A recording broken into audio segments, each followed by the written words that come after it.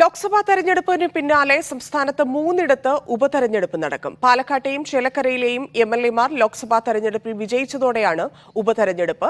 ലോക്സഭാ തെരഞ്ഞെടുപ്പിൽ റായ്ബറേലിയിൽ കൂടി രാഹുൽ ഗാന്ധി വിജയിച്ചതോടെ വയനാട് മണ്ഡലത്തിലും ഉപതെരഞ്ഞെടുപ്പ് ഉണ്ടായേക്കും.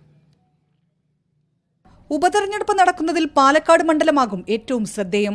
കഴിഞ്ഞ നിയമസഭാ തെരഞ്ഞെടുപ്പിൽ ഇഞ്ചോടിഞ്ച് പോരാട്ടം നടന്ന പാലക്കാട് നിന്നാണ് ഷാഫി പറമ്പിൽ വടകരയിലേക്ക് ട്രെയിൻ കയറിയത്. വടകരയിലും അത്യുജ്വല വിജയം സ്വന്തമാക്കി ഷാഫി ലോക്സഭയിലെത്തുമ്പോൾ പാലക്കാട് ഉപതെരഞ്ഞെടുപ്പ് ചർച്ചകളിലേക്ക് കടക്കുകയാണ്. BJP സ്ഥാനാർത്ഥി ഇ ശ്രീധരനെ 3863 വോട്ടുകൾക്കാണ് ഷാഫി പറമ്പിൽ പരാജയപ്പെടുത്തിയത്.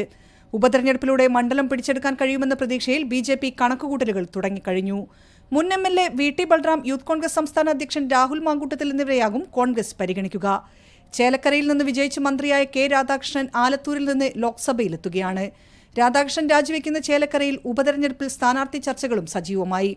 തുടർച്ചയായി 6 തവണ LDF-നൊപ്പം നിന്ന മണ്ഡലത്തിൽ രാധാകൃഷ്ണൻ പകരം മുൻ MLA UR പ്രദീപ് ഉൾപ്പെടെയുള്ളവരെ പരിഗണിച്ചേക്കും. ആലത്തൂരിൽ തോൽവി നേരിട്ട രമ്യ ഹരിദാസ് ചേലക്കരയിൽ മത്സരിക്കാനുള്ള സാധ്യതയും തള്ളിക്കളയാനാകില്ല. ലോക്സഭാ തെരഞ്ഞെടുപ്പിൽ വയനാടിനൊപ്പം റായ്ബറേലിയിലും 3.5 ലക്ഷത്തിലധികം വോട്ടുകളുടെ ഭൂരിപക്ഷത്തിലാണ് രാഹുൽ ഗാന്ധി വിജയിച്ചത്. റായ്ബറേലിയിലെ ലോക്സഭാംഗത്വം നിലനിർത്തി വയനാട്ടിലെ അംഗത്വം രാഹുൽ ഗാന്ധി രാജിവെച്ചേക്കും. ഇതോടെ വയനാട്ടിലും ഉപതെരഞ്ഞെടുപ്പിന് കളമൊരുങ്ങും. രാഹുലിന് പകരം പ്രിയങ്ക ഗാന്ധി സ്ഥാനാർത്ഥിയാകുമെന്ന് അഭ്യൂഹമുണ്ട്. ഇല്ലെങ്കിൽ മലബാറിലെ കോൺഗ്രസ് നേതാക്കളിൽ ഒരാൾക്കാകും നറുക്കു വീഴുക. മീഡിയ 1 കോഴിക്കോട്.